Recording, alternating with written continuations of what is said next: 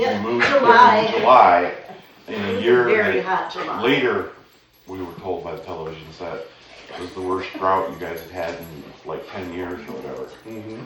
I remember we used a U-Haul truck, and our apartment was on the ground floor on the outside, so we could pull the truck up to the curb and go right into our front door. Deodorizing. And her mom are in the house, like, taking things out of boxes, and me and her dad are taking things out of the truck, big things. And we're flying along, and at one point, like, he was coming out, I was coming in, and I looked up at him, and I went, man, it is hot. And he said, it's like walking through water. And her dad's the kind of guy who anytime you complain about something will act like it's nothing. Well, he's a drill sergeant. Well, yeah. So for him to just be like, yeah, I mean, him and I were both like, that night at dinner, him and I were talking about, okay, we did that wrong. 2 o'clock in the afternoon in July is not when you unload trucks. The heat of the day is not when you. Yeah. That's when you go inside. They invented siestas for a reason. Yes, they did. And anyway, story about legends. Yes. Once we're here a little while, I start leaving looking for players post-its around at the various gaming stores in the area trying to find somebody. And that's how I found Kevin. Mm-hmm. And I found other people, but I didn't want to role play with them. Nice people, but they weren't in the kind of role play that I am. And so to start, it was basically just me and Nikki and Kevin playing. And that was fun. And low rent for me as far as work, because 2 people's easy to work with. And then we picked up another person, well, Tressa, and she was a professor at the university. She had never role played before. Never. Her and Nick became friends because the apartments they overlap a little bit. Is that a fair way to say it? Well, I mean, her department was in my college, but it was really because we were both on the new faculty committee. But anyway, Nick invited her over to our house. If you come to my house, you have to role play for me. So and she just, once we started playing, she loved role playing, loved it, and she'd play any game. That part didn't matter to her at all.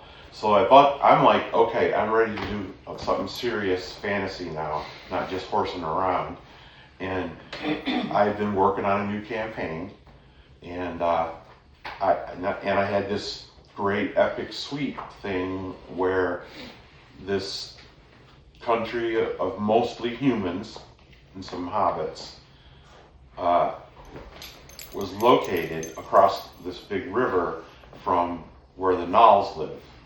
And for those of you who might not know what a Gnoll is, think werewolf culture. Big wolf people. And I had created this backstory that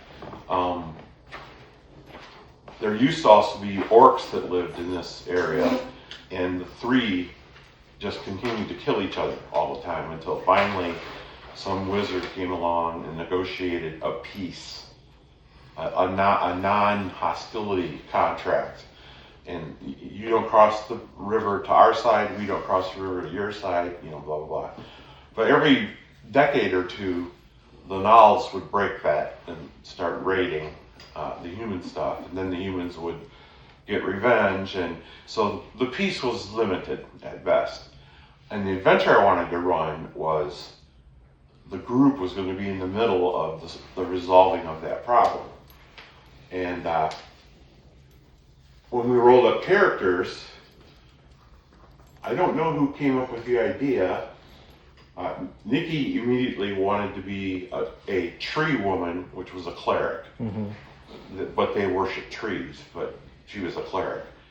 And Kevin wanted to be staffsmen, which was a group of military, kind of like paladins, but also they're worshiping trees, not deities.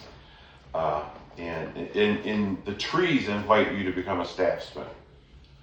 But that was the character he was going to play. And I was just like, all I care is I want you to be from this little tiny village way out on the edge of everything, because I know that just across the river is where the adventure is going to happen. And Kevin was like, he has no problem with that. He said, but he wants to be a really, really good fighter. And there wasn't really a military in Glenfair. There were some city guards, but not a military. And so he hit upon the idea, maybe as a part of being a staffsman, they send you off to the local elven kingdom, and the elves teach you how to fight. And I love that. So I said, you guys got to go? Yeah, unfortunately. Okay. That's all right.